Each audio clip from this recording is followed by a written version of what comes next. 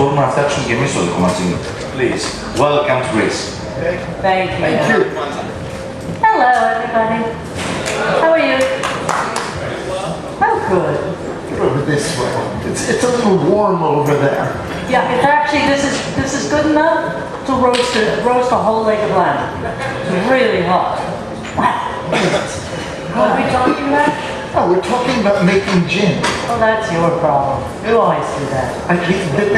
Of course, the talk is going to go a bunch of different directions today. We're talking about making gin. We're also talking about the next business model for success in making a product.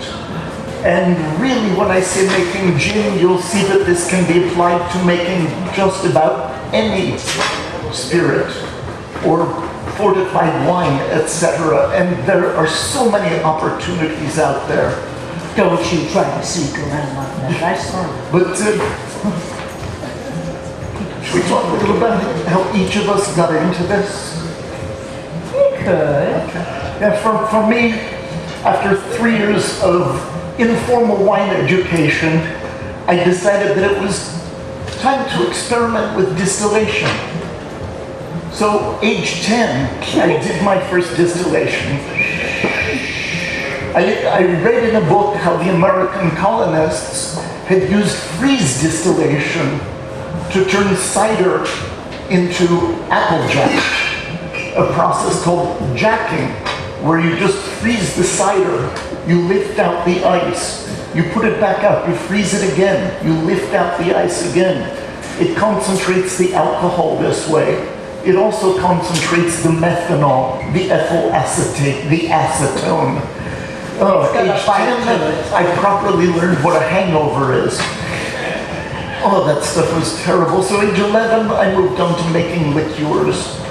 The first thing I did, I made 5 liters of coffee liqueur. It was the 70s. Orange liqueur, raspberry liqueur, Did you put everything. any mint into it? I mean, at least I put mint in mine. I didn't. Oh, God. Where were you when I was doing this? That would have been a good idea. Oh, wait, They don't would have called me answer a cradle robber if I knew. I mean, forget it. No way.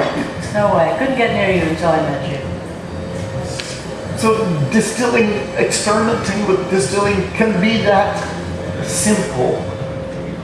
Yeah. Actually, the original British stills that people were using were often made out of clay. Yeah. Actually, that's a story for 2 seconds from now. Yeah.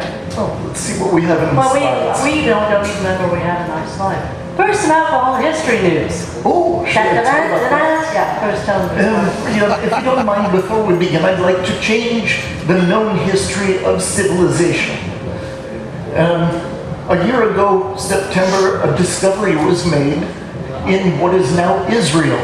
A team of archaeologists studying a semi-nomadic tribe 13,000 years ago, discovered this tribe was malting wheat and barley to make beer. Not picking up fermented fruit and catching a cheap buzz. This is complex brewing.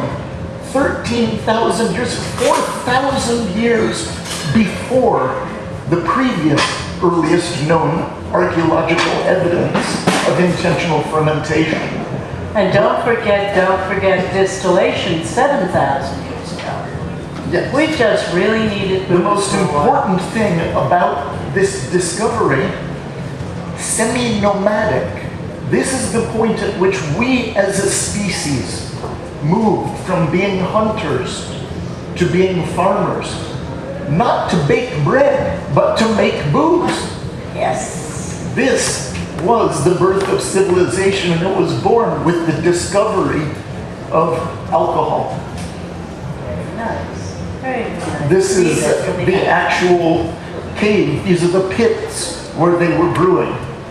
Okay. Yeah, it discovered barrels much later. Well, let's talk about us and gin, because we could possibly say, oh yeah, because he's been making gin for the past 10 years, that's the only time he's made gin, and it just happened all of a sudden. That's not true.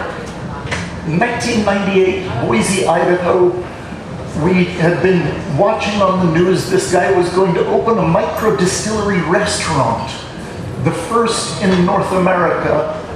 And so we would go by, check on it, see if the construction was going well. One day, there was an open sign in the window. I think we were the first customers. It was in an old warehouse building, 350 seats. The bar top was 72 feet long. The back bar 15 feet high with ladders. And it echoed. It had separate refrigerators and freezers for the glassware, the shakers, the mixing glasses, the blue cheese stuffed olives for one of their martinis. This place was amazing. They made a damn good martini. We sat down, we asked the waiter a million questions. The waiter said, I don't know anything.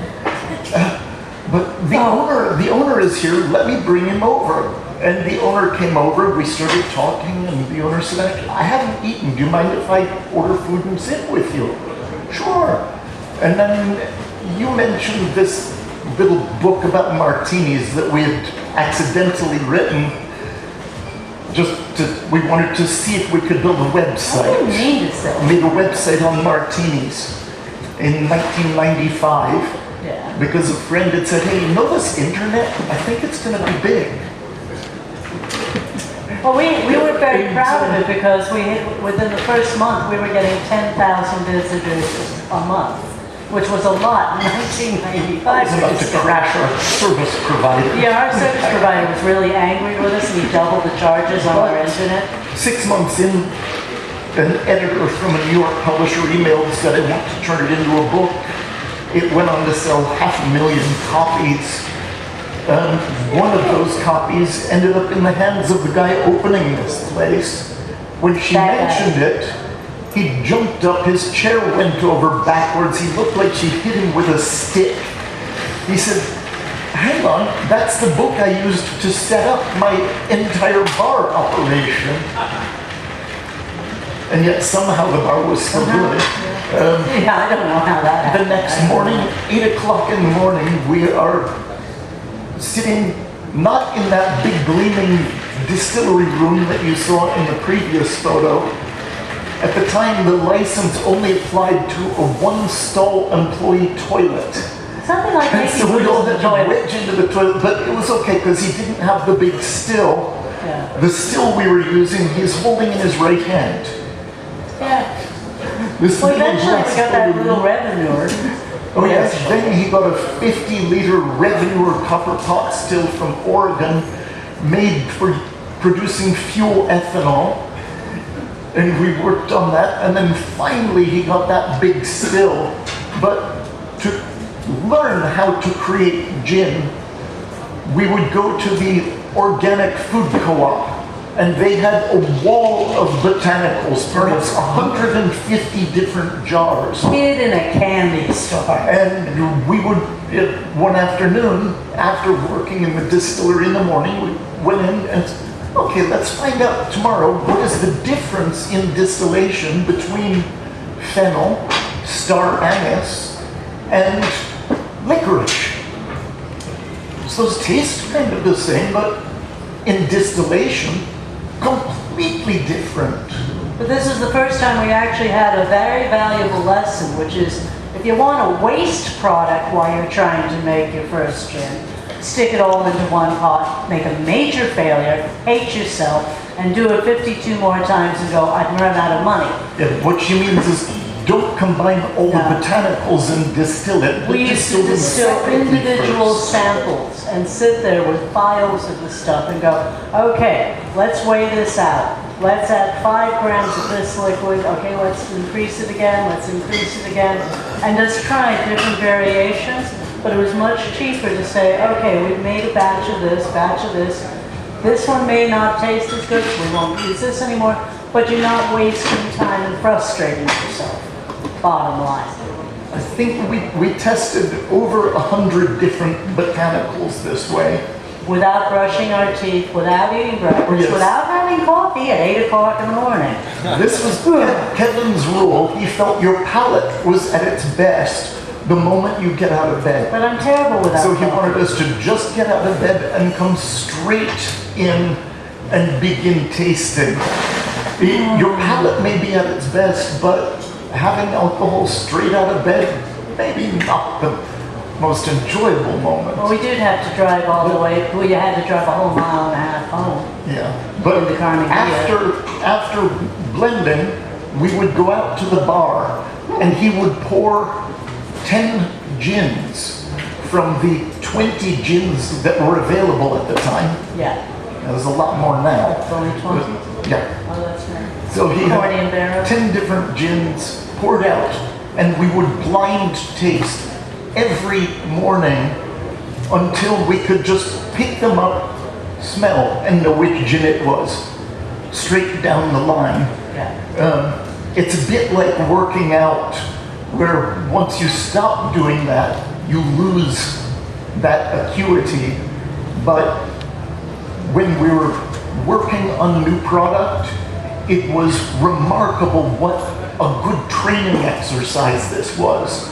Just going through and being able to know what each element was and what you liked and what you didn't, and then working to figure out how to create that.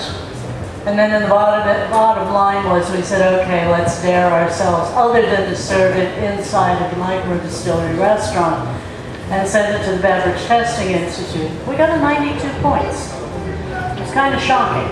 Pretty good, because the base spirit we were using was made from beet sugar. Yes. So not pure wheat or barley or, no. Even though we were in the potato state, we didn't even use potatoes. Oh, potatoes are difficult to work with, to be honest. They rot as often as they ferment. 24 hours to rot. Although there is a secret we found if you ever want to work with potatoes. Add 10 to 15% carrot or beet to the potatoes, and that will stabilize it. We found that in a book from 1900 on distilling. A friend of ours who works with potatoes to make his base spirit, he didn't know about that book, so he paid a consulting company £90,000 for that same information. That's okay. So anyways, onward. Between 2000 and 2008, somehow, for some reason, we kept on, Okay. well, we did. We kept on getting involved in different projects. The next one we did, we moved back to New York. We originally started in New York. We moved back to New York and got immediately involved with some Norwegians who wanted to create a vodka. They thought vodka was going to make them incredibly rich. So I turned down the first recipe. We went to Norway, created a second recipe, and it did okay. It actually did kind of okay. The problem was the Norwegians.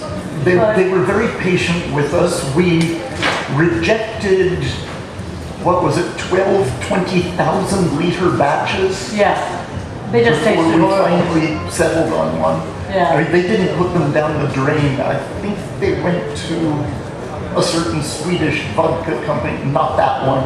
No, but another certain Swedish vodka company took it over. Put them in their flavored vodkas, and I assure you their flavored vodkas have never been that good before or since. It was pretty scary either way. But besides that, we also were involved in the tasting panels for Beefeater 24. I think Desmond is still regretting that.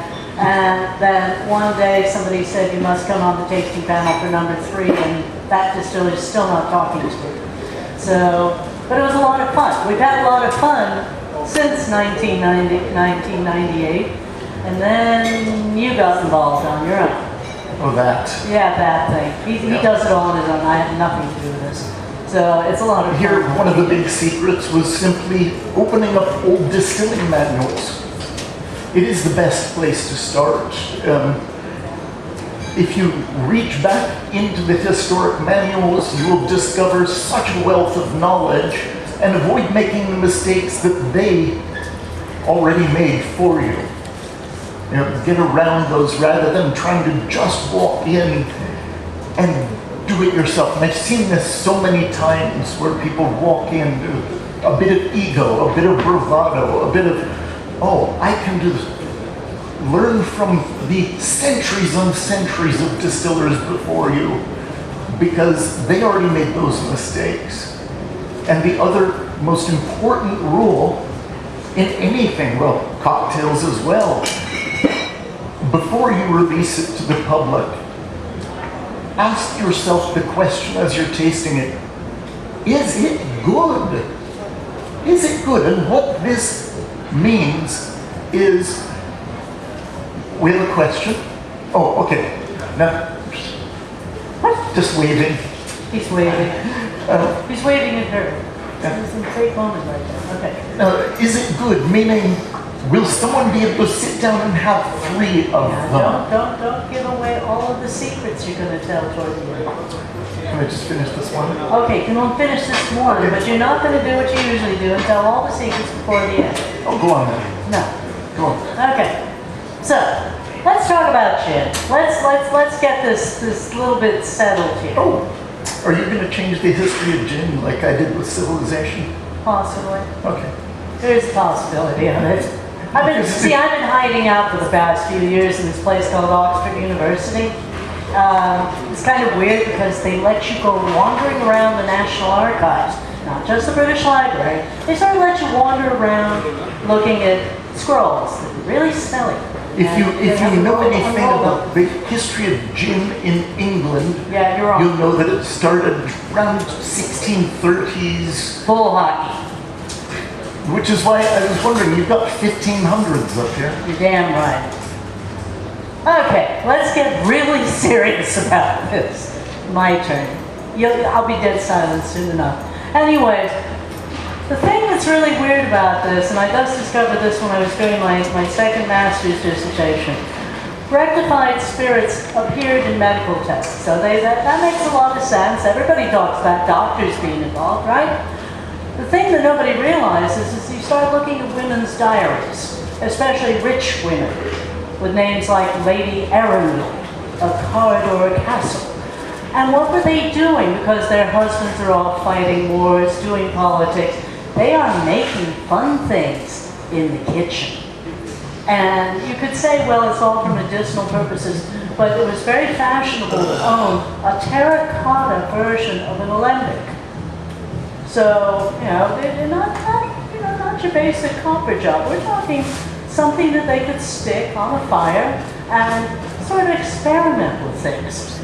Amazingly enough, between 1565 and 1602 are the first printed recipe books that women were buying. Meaning, this was around for a long, long time before printing came along and said, okay, now here's an amalgamation of recipes. Some of these make a lot of sense. They're called Ladies' Desires. I always like this. Had nothing to do with medicine. This had to do with taking juniper berries, black currants, mixing little bits of botanicals and things like that into something called spirits of wine. Now let me explain one more thing. Spirits of wine has nothing to do with wine.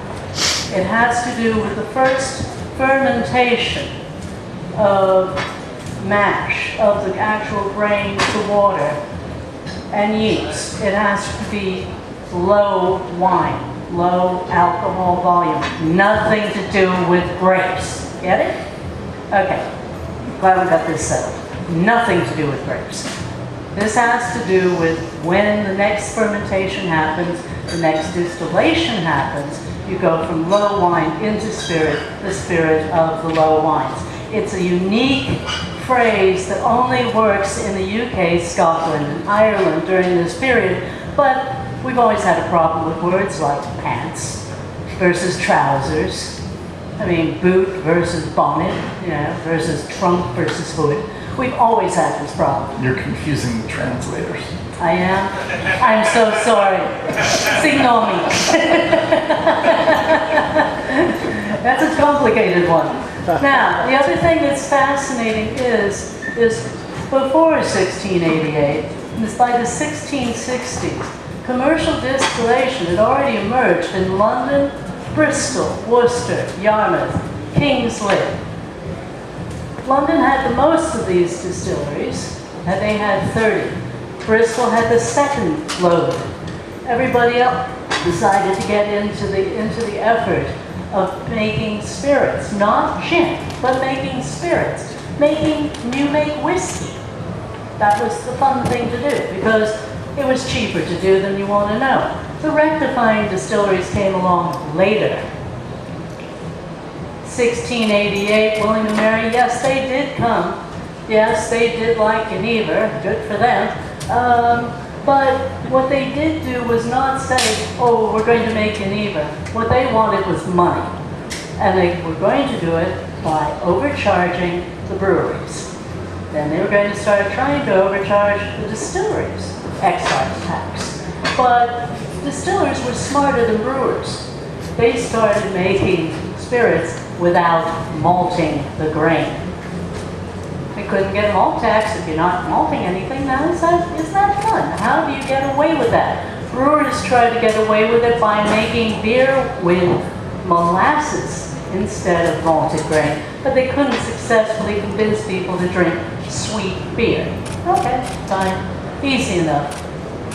Now, here's another problem. It's because gin, when you look at it, is different, not just because it's multi-grain, but because they only used malted barley. When you're making your neighbor, you're talking about rye, wheat, and corn. There is a difference. Hang on. What? Can I interrupt? Sure. Why are you into it? This is my part. I was just going to mention an early 1600s recipe that we found. Oh, yeah. A recent discovery, an early 1600s recipe in London that called for juniper, orange and lemon peel, and spices. Yep. This is practically my gin formula from before gin was supposedly born in the UK, before it arrived, before Geneva arrived. So it did not evolve from Geneva.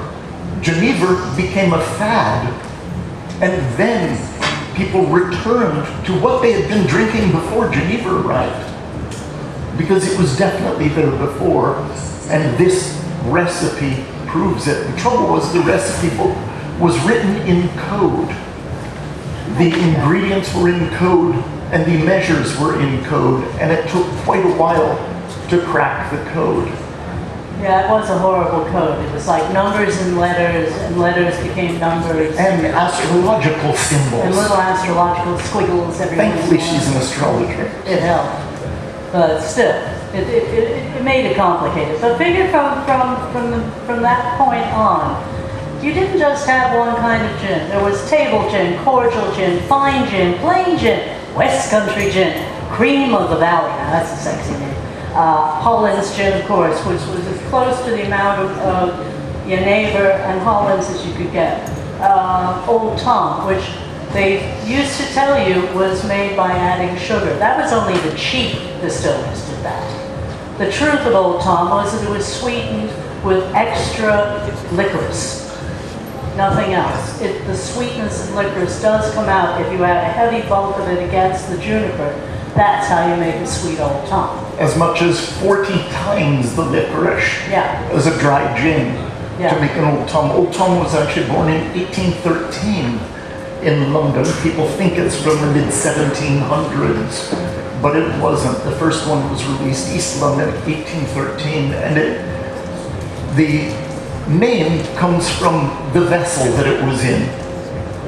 It was first served from an old mash tun, an old large barrel, and the barrel was nicknamed Old Tom. A 1823 British Dictionary of Slang Words explained this. Okay.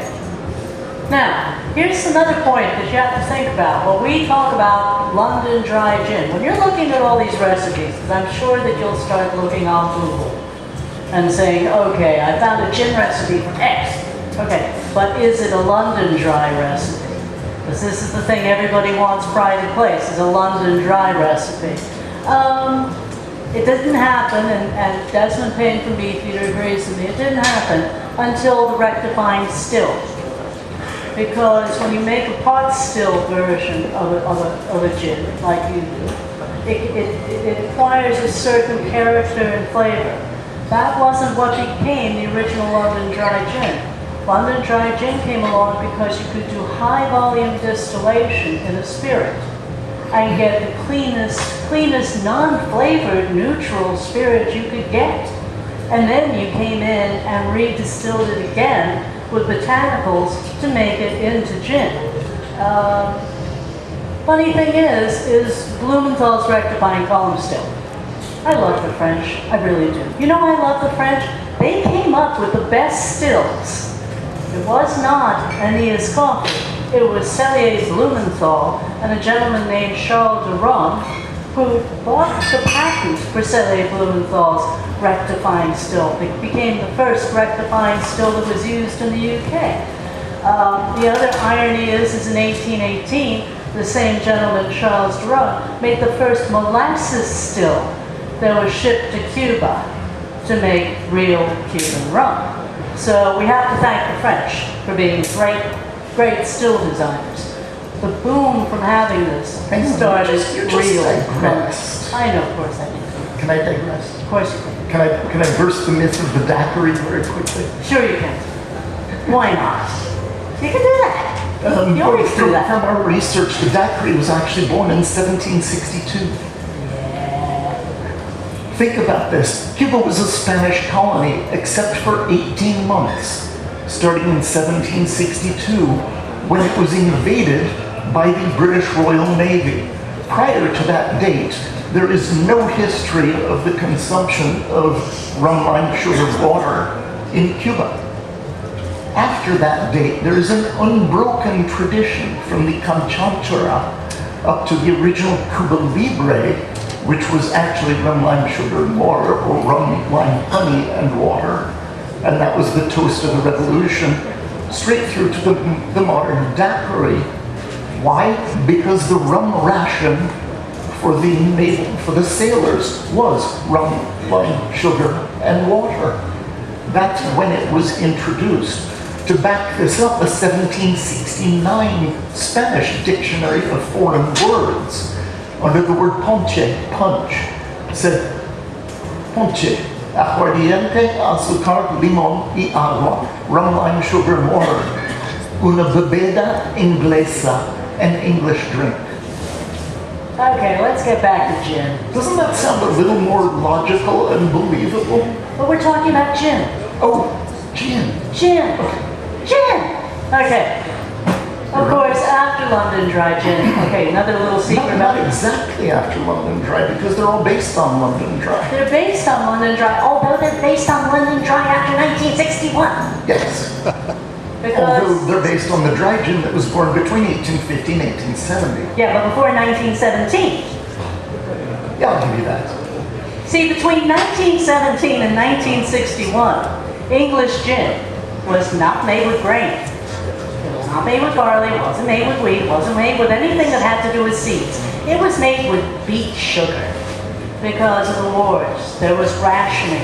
There was no way you could make spirit happen in the UK, or America for that matter, during the wars. So the reason why I still say that the gin went into demise until after the 1960s was because what they were tasting was pretty miserable. It was flavored rum. I don't know about you, but I don't know if I like juniper flavored rum. No wonder they were trying to disguise the gin. Or they keep saying they were disguising the gin. So, okay, what is gin? Gin is distilled spirit rectified with sugar, with juniper berries as a predominant flavor, period. That's all we can ever say that it really is. Go for it. That's what you do. He isn't going to. He's just going to let you say. Definitely not limited to these botanicals, but the fundamental botanical structure of all gin today. Juniper, then backed by citrus, generally orange peel, lemon peel. I've searched all the world for the finest. I've gone through the souks in Marrakesh, Taroudant, Agadir, all the way over to Try bringing Dubai. back a kilo of lemon verbena, which is about this tall, about this wide, in your luggage, and explaining that to customs. That's just a big bag of green leaves. Yeah, right. And then why are they kind of pointy? Never mind. Yeah. Not as bad as when you brought 4 kilos of manioc flour from Brazil. It wasn't my fault. It was unlabeled. It wasn't my fault. Wait, bags. That was a long discussion with It an was really airport scary. dog. Yeah. And the dog is sitting there going, oh, let me get those back. Oh, what is that? It's like, oh, sorry. Anyway, so the third citrus botanical course, Russian coriander. Fascinating difference between orange peel, lemon peel, and the coriander seed, because the coriander seed comes up in the finish, where the citrus peel only comes up in the foretaste. My years as a bartender, I was always amused when I would listen to martini drinkers trying to guess which citrus was in Tanqueray. Oh, I'm sure it's lime, isn't it? No, it's gotta be lemon. I know it's lemon. No, there's no citrus peel in it at all. The formula is very simple, 4 ingredients, just juniper, licorice, angelica, and coriander. Very good. I think that you could do. Oh, there you go. Genital structure, blah, blah, blah, blah, yeah. Yes, fascinating working with juniper. And when we talked about gin being flavored with juniper, it's like saying, well, Chardonnay has to be flavored with grapes. How about Chardonnay grapes? How about juniper from the North Mediterranean?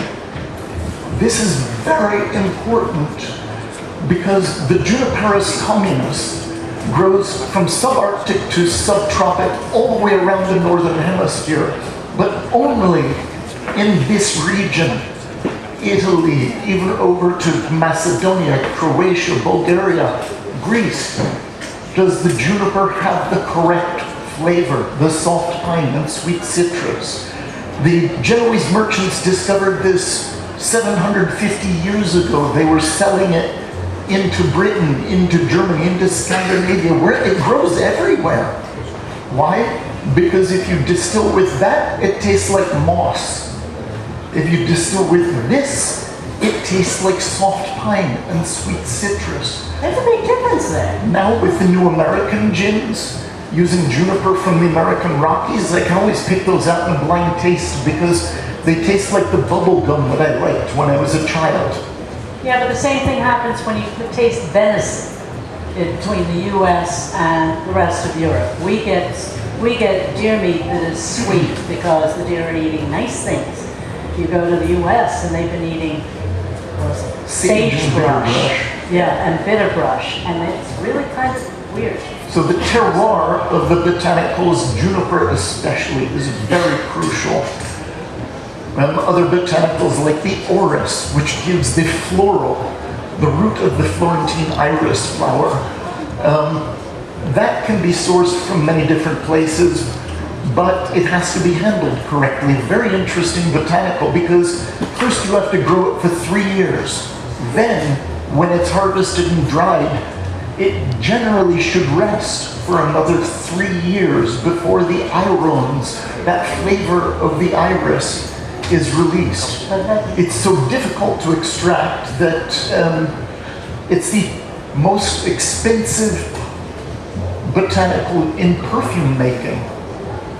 It's insanely expensive, far more than ambergris or other things that you heard were the most expensive. No, it's the iris. Ah, yes, the way to get to know botanicals, grow them. We grow the Florentine iris in the How big garden. is your wormwood? Oh, We had yes. fun growing wormwood. We That were was just so making some fun. vermouth. Making vermouth, so we had the largest crop of Artemisia absinthium in England, in our garden. Serious. But yeah, we grow licorice. It used to grow in the north of England, but with the Industrial Revolution, they found mechanized harvesting of licorice did not work in stony soil. So they switched to growing grain in the north, and now the bulk of the world's licorice comes from the Arabian Peninsula and India, where it's grown in sand and is much easier to harvest. Interestingly, the majority of that licorice is sold to one company, M&R, which is putting it in tobacco products to give the perception of sweetness on the palate with cigarettes and cigars and chewing tobacco.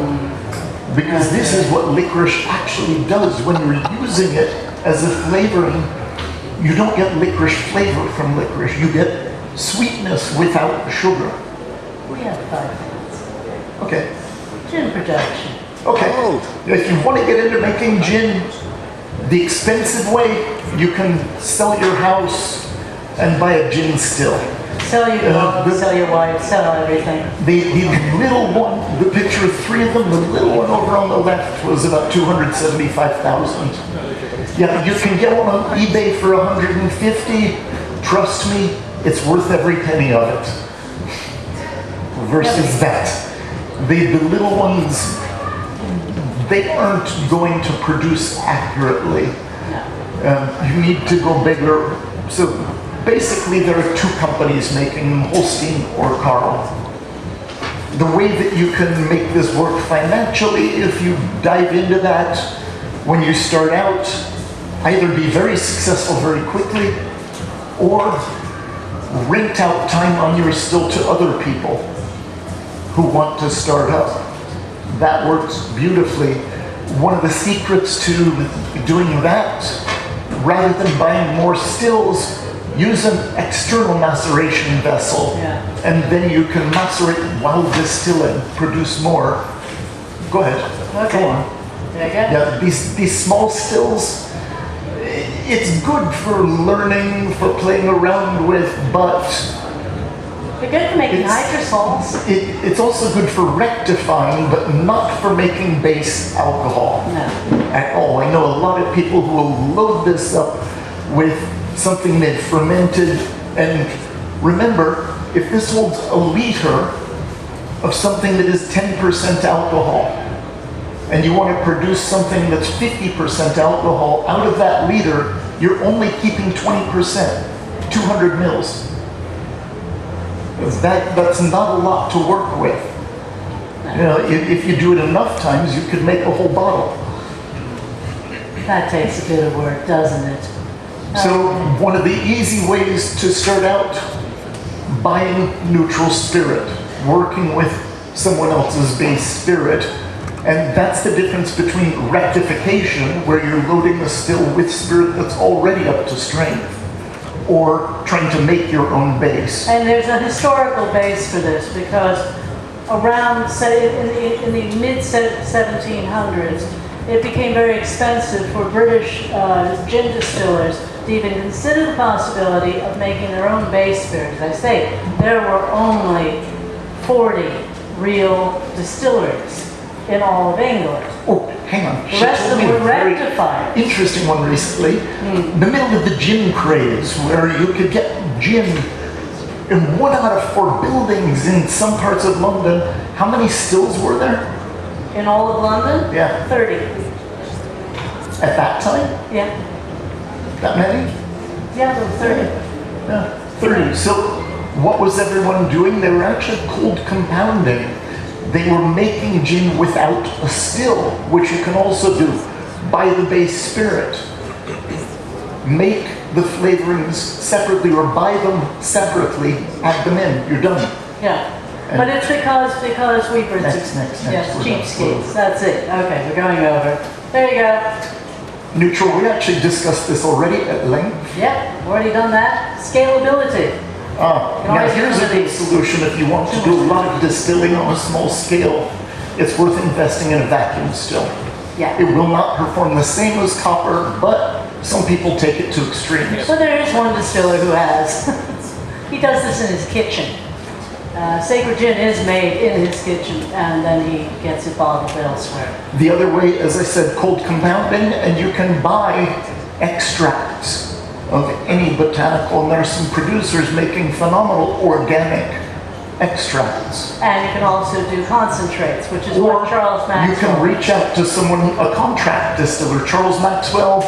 Well, that says 125. I believe he's edging toward 200 different gin brands that he's producing. These days. Reach out, he'll do that for you. Or Will Lowe at Cambridge Distillery now doing 400 gins. Yeah. So if you want your own gin tomorrow, ring them up and then see how it works. This is then bottom you get a line. still. Bottom line. It is almost impossible to make gin with global appeal, national appeal, regional appeal. It is easy to make it with local appeal, and the next business model in this industry is purely local. Remember that. You'll never go Look out for and what your particular community wants. You'll never go out and beat the multinationals multinationally, but you can beat them on your doorstep, in your neighborhood, in your town. Certainly Liverpool gin outsells Bombay Sapphire in Liverpool. Edinburgh gin outsells Beefeater in Edinburgh. Look at those models and champion local, and you will win with that. Yep. Further research, homedistiller.org. Distilling is legal in Come New on, take a Zealand. picture quick. I found Dave Pickerel, master distiller from Maker's Mark, asking questions in a forum on there. Yeah. And now we should say Good night, Gracie. good night. Thank you so much.